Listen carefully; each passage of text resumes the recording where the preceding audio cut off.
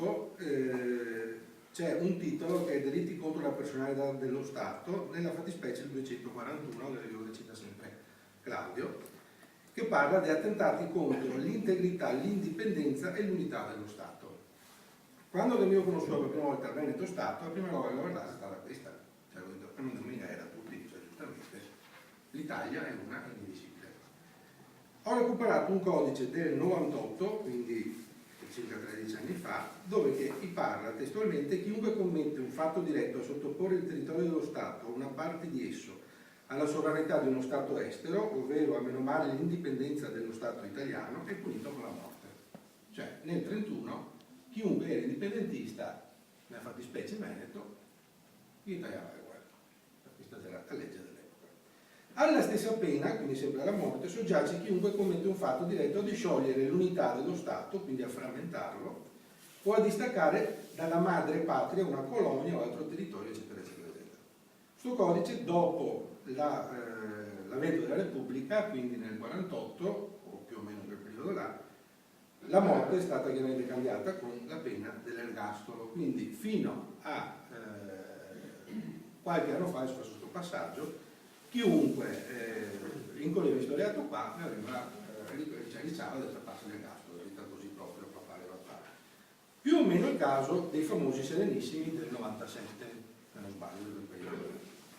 Dal gennaio-febbraio, dal 25 gennaio del 2006, non so che governo ci fosse all'epoca, lo stesso articolo, quello famoso che citava per appunto, esatto, della Prodi all'epoca, sì, lo stesso articolo è stato cambiato: salvo che il fatto costituisca un più grave reato, chiunque compie atti violenti, diretti e idonei a sottoporre il territorio di uno Stato o parte di esso alla sovranità di un altro Stato, ovvero a menomare l'indipendenza o l'unità, è punito con la reclusione non inferiore a 12 anni. Quindi in pratica la pena è stata abbassata a 12 anni, però è chiunque compie atti violenti, diretti e idonei.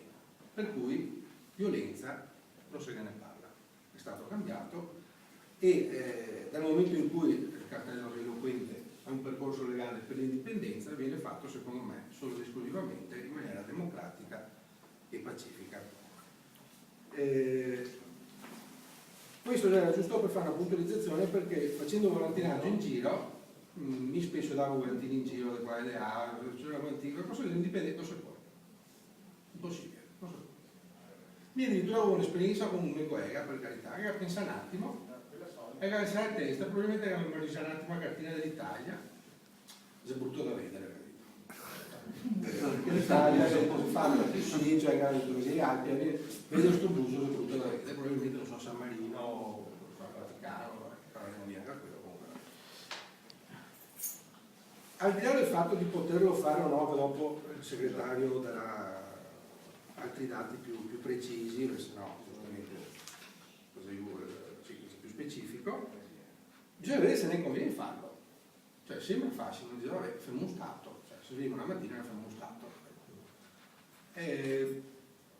Basta guardarsi un attimo intorno, cioè non occorre andare a guardare, per esempio, non so, un buon modo di viaggiare parecchio, sono stato in Indocina, sono stato su un paese, adesso cito un esempio così, tipo il Laos. Il Laos è il paese più povero dell'Indocina. Ha una strada, cioè il Laos ha una strada che parte da nord a sud, basta, non che sia altro. Cioè, già il fatto che non sia mezzi di comunicazione, del trasporto, cioè no, una strada, secondo me, quella si ferma un paese. Io devo attraversare in fiume, perché la strada oltretutto viene a Ciappalanga mai, quindi l'unica maniera di attraversarla attraverso il Mekong. Quindi un Stato che non ha nessuna possibilità di comunicazione, un Stato abbastanza retrogrado, un regime comunista, vabbè, questo è un altro discorso, però è uno Stato, cioè ha una moneta, ha una Costituzione, ha una forma sua, quindi, ma senza far tanta strada andare a finire in Laos, che è dall'altra parte del mondo, basta anche ciappare uno Stato tipo Malta. Porto sempre l'esempio di Malta. Malta ha 420.000 abitanti, più o meno a metà della provincia di Treviso.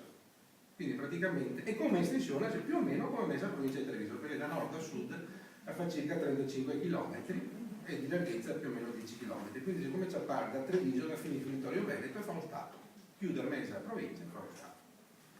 Non ha un fiume, praticamente non ha acqua, l'acqua è vita, penso, perché è la base di tutto, eppure è uno Stato. Un Stato che era sotto, all'epoca, sotto l'Inghilterra come colonia, dal 64 indipendente e dal 71, dal 74, adesso non mi ricordo dove è preciso, comunque completamente indipendente, è diventata una repubblica. È entrata nell'area Schengen come noi, è entrata in area euro come noi, ha fatto una buona politica di turismo locale con la Ryanair, una compagnia low cost che con 30-40 euro non va Malta spesso, quindi si è aperta all'Europa e praticamente vive indipendenti e contenti, da quello che posso vedere, che poche volte che sono state. E ora dico, ma considerando anche che praticamente produce il 20% del patrimonio, cioè del patrimonio lo produce, il resto lo importa tutto. E siamo a 100, mi pare che più vicino sia 100 km che sia Sicilia, quindi il resto o arriva in aereo o arriva in nave, quindi l'acqua minerale arrivava dagli Emirati Arabi, quindi non che sia acqua. Eppure sono stato, e che ha fatto tranquillamente. Cioè, allora dico, fermo un confronto, dico, Malta non che sia niente, non che sia un fiume, non che sia niente, poi avevamo tutto. Avevamo 150 km di costa che viene da tutta Europa, i tedeschi o chi che sia a fare turismo. Avevamo acqua che insomma penso che, vabbè, a parte Vicenza che è stata una brutta esperienza, però di acqua pare che basta e basta, insomma, non c'è nessun tipo di problema. Avevamo una città che viene da tutto il mondo a guardarla, che è Venezia, che è l'unica e che purtroppo si deve cascare a tocchi e che probabilmente presto qualcuno farà la fine del Pompei, qualcuno dirà che è colpa della giunta che era prima, se è colpa della regione, che magari sia il solito scarica a barile e perderemo da Venezia, che insomma mi è suonato, quindi secondo me è tantissimo. E cosa dire ancora? Avevamo tutto, avevamo i Dolomiti che sono un patrimonio mondiale dell'UNESCO, avevamo piccola e media industria, artigianato, avevamo tutto, siamo praticamente in grado di fare uno Stato a sé. Non si poteva forse farlo 30 anni fa, perché già era più complicato, avevamo dei confini fisici veri e propri, sebbene che anche gli seria anche adesso, ma questo è un altro discorso.